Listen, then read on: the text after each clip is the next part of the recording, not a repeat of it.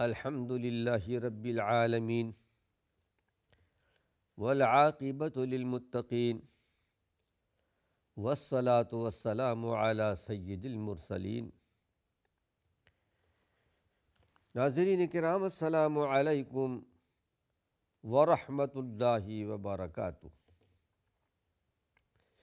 ایمانی صفات کا عنوان لے کر آپ کی خدمت میں حاضر ہوں۔ ایمانی صفات کے تعلق سے وہ چیزیں جو ایمانی صفات کے منافی ہیں، مخالف ہیں، جو چیزیں ایمانی صفات سے ٹکراتی ہیں، توحید کے مخالف ہیں، ان چیزوں کا ذکر کیا جا رہا ہے جن سے بچنا اہل ایمان کے لیے بہت سخت ضروری ہے، ایمان کی حفاظت کے لیے۔ پہلی بات تو یہ کہ غیر اللہ سے پناہ مانگنا شرک ہے۔ پناہ صرف اللہ کی مانگی جاتی ہے، اللہ کے ذریعے،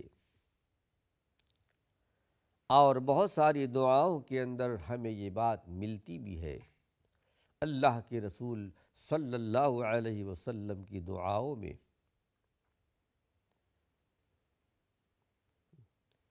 وطر کی دعاؤں میں اللہ کے پیارے پیغمبر یہ دعا مانگتے تھے، اللہم لا ملجأ منک الا الیک۔ اے پروردگار عالم، اے خالق کائنات، اگر پناہ مل سکتی ہے تو تیرے جناب میں، تیرے حضور میں تجھ سے تیرے ذریعے پناہ مانگتا ہوں۔ کسی مخلوق سے، غیر اللہ سے پناہ مانگنا جائز نہیں ہے۔ اسی کا نام استعاذہ ہے، اور استعاذہ کے تعلق سے اللہ کے رسول صلی اللہ علیہ وسلم نے اپنی امت کو دعائیں سکھلائی ہیں۔ اگر پناہ مانگنے کی ضرورت ہے تو ان الفاظ میں پناہ مانگو، اللہ کا نام لے کر،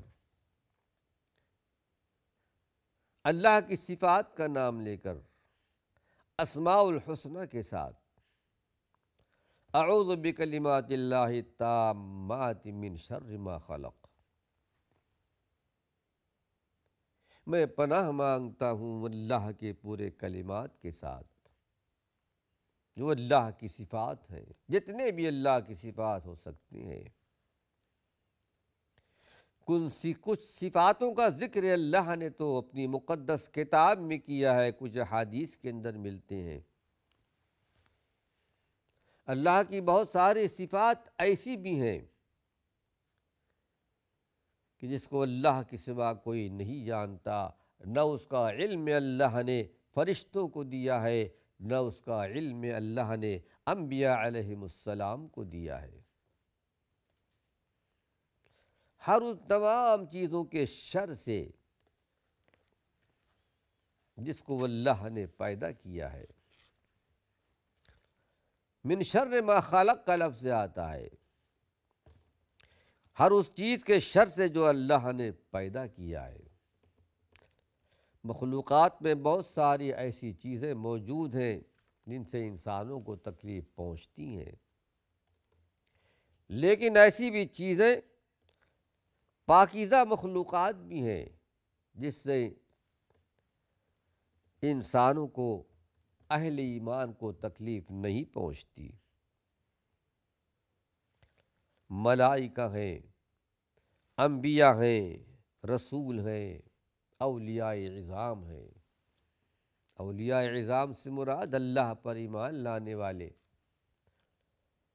تقوی، طہارت، ایمان و عمل کی زندگی بسر کرنے والے۔ ظاہر ہے کہ اس سے تکلیف نہیں پہنچ سکتی۔ اور پھر یہ کہ اللہ کے رسول صلی اللہ علیہ وسلم نے اور بہت ساری دعائیں اپنی امت کو سکھلائی ہیں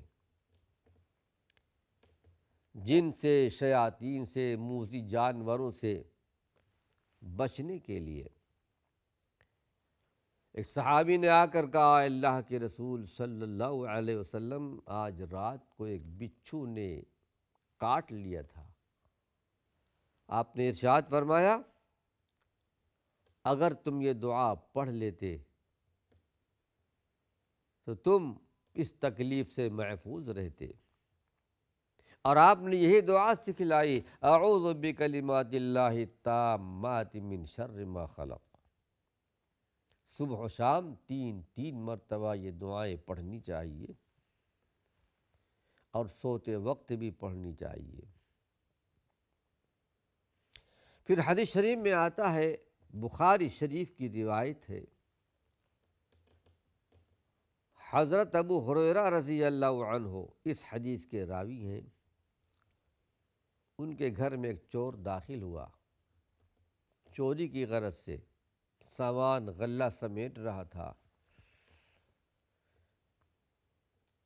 ابو ہریرہ رضی اللہ عنہ نے اس کو جا کے پکڑ لیا، منت سماجت کی کہ میں مسکین ہوں، غریب ہوں، میرے بچے بھی ہیں، مجھے چھوڑ دو، آئندہ نہیں آؤں گا۔ چھوڑ دیا۔ ظاہر ہے کہ اہل ایمان، جن کے اندر ایمانی صفات ہوتی ہے، ان کے اندر نرمی ہوتی ہے، معافی کا جذبہ ہوتا ہے، لیکن غیب تو نہیں جانتے۔ دوسرے دن پھر آیا، وہی واقعہ پیش آیا، پھر معافی مانگ لی، اور ابو ہریرہ رضی اللہ عنہ نے چھوڑ دیا۔ تیسرے دن بھی آیا، مسلسل 3 دن یہ واقعہ جب پیش آیا، آخری دن، اور پھر اللہ کے رسول صلی اللہ علیہ وسلم کو بتاتے بھی رہے فجر کی نماز کے بعد۔ آپ نے ارشاد فرمایا کہ دوبارہ آئے گا، پھر آئے گا۔ تیسرے دن بھی آیا۔ آخری دن ابو ہریرہ رضی اللہ عنہ نے ارشاد فرمایا اس آدمی کو، اس چور کو، کہ آج میں تم کو نہیں چھوڑوں گا، اللہ کے رسول صلی اللہ علیہ وسلم کے پاس تم کو حاضر کروں گا۔ اس نے کہا، مجھے چھوڑ دو، میں ایک فائدے کی چیز بتاتا ہوں۔ وہ یہ ہے کہ روزانہ سونے سے پہلے بستر پر اگر آیت الکرسی پڑھ لیا کرو گے تو تمہیں کوئی چیز نقصان نہیں پہنچائے گی، نہ کوئی جن، نہ کوئی شیاطین۔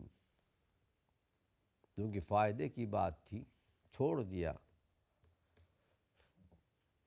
پھر اللہ کے رسول صلی اللہ علیہ وسلم کے پاس فجر کی نماز کے بعد دوسرے دن اس بات کی خبر دی، تو آپ نے ارشاد فرمایا کہ جانتے ہو کہ وہ کون تھا؟ یہ شیطان تھا، ہے جھوٹا لیکن اس نے سچی بات کہی تھی۔ یعنی آپ نے اس بات کی تصدیق فرمائی کہ سوتے وقت اپنے بستر پر اگر کوئی آیت الکرسی کی تلاوت کر لیتا ہے، جن سے، شیاطین سے، اذیت دینے والی چیزوں سے اللہ اسے محفوظ کر لیتا ہے، وہ اللہ کی حفاظت میں آ جاتا ہے۔ پھر حدیث شریف میں آتا ہے کہ اللہ کے رسول صلی اللہ علیہ وسلم نے ارشاد فرمایا، جو آدمی ہر فرض نمازوں کے بعد آیت الکرسی کی تلاوت کرتا ہے، اس کے اور جنت میں داخل ہونے کا اتنا ہی فاصلہ ہوتا ہے جتنا کہ موت کا فاصلہ ہے، موت حائل ہے۔ یعنی اللہ کے رسول صلی اللہ علیہ وسلم نے اس کے لیے جنت کی بشارت سنائی ہے۔ اور آیت الکرسی کیا ہے؟ پورے اللہ کی صفات ہے۔ 10 چھوٹے سے چھوٹے جملے ہیں، بڑی معانی خیز ہے۔ اللہ لا الہ الا ہو، اللہ کے سوا کوئی معبود نہیں، اللہ کی ذات حی اور قیوم ہے، ہمیشہ سے زندہ ہے، ہمیشہ رہے گا، خود قائم رہ کر دوسروں کو قائم رکھنے والا، نہ اس کو نیند آتی ہے نہ سوتا ہے، آسمان و زمین کی ملکیت ساری کی ساری اللہ ہی کے ہاتھ میں ہے۔ پورے 10 جملے ہیں اور سب مکمل اللہ کی صفات پر ہیں۔ آئیے اس سے مسائل کیا نکلتے ہیں۔ ایک تو یہ کہ غیر اللہ کی پناہ مانگنی یہ شرک ہے۔ دوسری بات یہ کہ اس حدیث سے دعا کی فضیلت بھی ثابت ہوتی ہے، گو کہ دعا بہت چھوٹی سی ہے۔ اعوذ بکلمات اللہ التامات من شر ما خلق، صبح و شام 3 بار یہ دعا پڑھی جائے۔ پھر آپ نے ارشاد فرمایا کہ جو آدمی صبح و شام 3 مرتبہ پڑھ لیتا ہے، اعوذ بکلمات اللہ التامہ من کل شیطان وہامہ ومن کل عین لامہ، تو اسے کوئی چیز تکلیف نہیں پہنچا سکتی۔ یہ بھی استعاذہ ہے۔ اعوذ بکلمات اللہ التامہ، میں اللہ کے پورے کلمات کے ساتھ اللہ کی پناہ میں آتا ہوں، پناہ مانگتا ہوں۔ من کل شیطان وہامہ، ہر شیاطین سے، ہر شیطان سے اور ہر اذیت دینے والے جانور سے۔ ہامہ کہتے ہیں زمین پر رینگنے والے یا چلنے والے جو چیزیں انسانوں کو تکلیف پہنچاتی ہیں۔ وَمِن كُلِّ عَيْنٍ لَامَّةٍ، اور ایسی آنکھوں سے جو نظر لگا دے، اس لیے کہ العین حق، نظر بھی حق ہے، یعنی نظر بد بھی حق ہے، نظر لگ جاتی ہے، جیسا کہ اس سے پہلے میں نے ذکر کیا تھا کہ اللہ کے رسول صلی اللہ علیہ وسلم اپنے نواسے حضرت حسین رضی اللہ عنہما کو یہ دعا پڑھ کر دم کیا کرتے تھے، اعیذکما بکلمات اللہ التامہ من کل شیطان وہامہ ومن کل عین لامہ، اور آپ نے اس بات کی بھی خبر دی کہ یہی دعا تمہارے باپ ابراہیم علیہ السلام بھی پڑھا کرتے تھے اپنے 2 بیٹوں پر، حضرت اسماعیل علیہ السلام اور حضرت اسحاق علیہ السلام پر۔ تو ہمیں یہ دعا پڑھنی چاہیے۔ آئیے غیر اللہ سے فریاد کرنا، ایک تو یہ کہ غیر اللہ کو پکارنا سے پناہ مانگنا شرک ہے، اسی طرح غیر اللہ سے فریاد کرنا، استغاثہ پیش کرنا، یہ بھی شرک ہے۔ پناہ صرف اللہ سے مانگی جا سکتی ہے۔ قرآن حکیم میں اللہ رب العالمین نے اپنے پیارے پیغمبر کو منع فرما دیا، حالانکہ آپ صرف اللہ ہی کی پناہ چاہتے تھے، غیر اللہ سے پناہ آپ نے کبھی نہیں مانگی۔ اللہ رب العالمین کی طرف سے حفاظت کا سایہ آپ پر تھا، نبوت سے پہلے بھی۔ کبھی بھی آپ نے کوئی غلط ارادہ نہیں کیا، نبوت سے پہلے بھی۔ کبھی بھی آپ نے جاہلیت کے دور میں بعثت سے پہلے، نبی بنائے جانے سے پہلے کسی بت کو سجدہ نہیں کیا، غیر اللہ کے نام کا ذبیحہ نہیں کھایا، اور آپ کی زندگی میں اس زمانے کے اندر بھی ان افعال کو آپ بہت برا سمجھتے تھے۔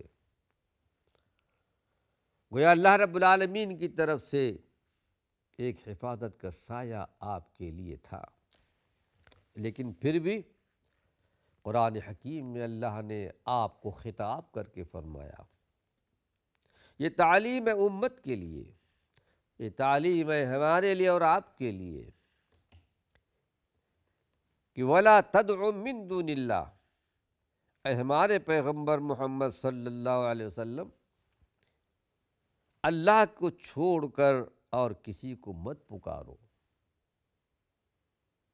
پکارا جاتا ہے فریاد کے لیے، استغاثہ کے لیے، مَا لَا يَنفَعُكَ وَلَا يَضُرُّكَ، اور اللہ کے ماں سوا جتنی چیزیں ہیں وہ نہ تو کسی کو نقصان دے سکتی ہیں وہ چیزیں، نہ کسی کو فائدہ پہنچا سکتی ہیں۔ جو فرمایا ما لا ینفعک، جو آپ کو نفع نہیں دے سکتی، وہ دو چیز آپ کو نفع نہیں دے سکتی۔ ولا یضرک، اور جو چیز آپ کو نقصان نہیں پہنچا سکتی۔ فَإِن فَعَلْتَ، لیکن اے ہمارے پیغمبر محمد صلی اللہ علیہ وسلم، اگر آپ نے ایسا کر لیا، غیر اللہ سے فریاد کر لی، استغاثہ کر لیا، فَإِنَّكَ إِذًا مِّنَ الظَّالِمِينَ، اس وقت آپ کا شمار ظالموں میں ہو جائے گا۔ غیر اللہ کو پکارنا، فریاد کرنا شرک ہے، اور شرک قرآن کے علم کے مطابق ان الشرک لظلم عظیم، شرک بہت بڑا ظلم ہے اللہ کی نگاہ میں، قرآن کی نگاہ میں۔ یہ تنبیہ کی جا رہی ہے اللہ کے رسول صلی اللہ علیہ وسلم کو، اور آپ کے ذریعے امت کو تنبیہ کی جا رہی ہے۔ پھر آگے اور وَإِن يَمْسَسْكَ اللَّهُ بِضُرٍّ فَلَا كَاشِفَ لَهُ إِلَّا هُوَ، اے ہمارے پیغمبر محمد صلی اللہ علیہ وسلم، اگر اللہ آپ کو کوئی نقصان پہنچانا چاہے، تکلیف دینا چاہے، فَلَا كَاشِفَ لَهُ إِلَّا هُوَ، تو اللہ کے سوا اسے کوئی دور نہیں کر سکتا۔ کوئی تکلیف پہنچتی ہے تو دنیا کی کوئی طاقت ایسی نہیں جو آپ کو فائدہ پہنچائے، اس تکلیف کو دور کر دے، اللہ ہی دور کر سکتا ہے۔ وَإِن يُرِدْكَ بِخَيْرٍ فَلَا رَادَّ لِفَضْلِهِ، اور اگر اللہ آپ کو بھلائی پہنچانا چاہے تو اسے کوئی رد بھی نہیں کر سکتا، اسے کوئی روک بھی نہیں سکتا۔ یصیب بہ من یشاء من عبادہ، اللہ اپنے بندوں میں سے جس کو چاہتا ہے اپنا فضل پہنچاتا ہے۔ ناظرین کرام، وقت ختم ہو چکا ہے، اللہ نے چاہا اسی عنوان سے کچھ اور مفید باتیں اپنے آئندہ حلقے میں بیان کروں گا۔ وآخر دعوانا ان الحمد للہ رب العالمین۔